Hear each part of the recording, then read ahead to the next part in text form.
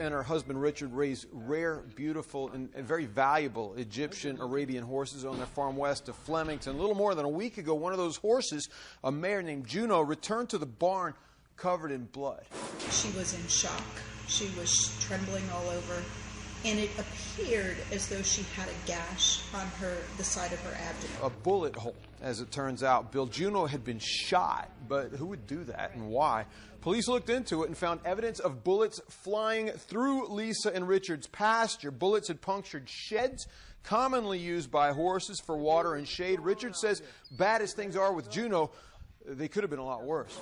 The horse was shot in the afternoon. She was lying down here. In 5 more minutes, exactly where that horse was shot, Lisa would have been down here to bring the horse in. Richard and Lisa say they believe the shooting was unintentional, but a criminal investigation is underway. There's also a civil investigation being conducted by their attorney. The horse now is uninsurable for mortality and essentially unsaleable.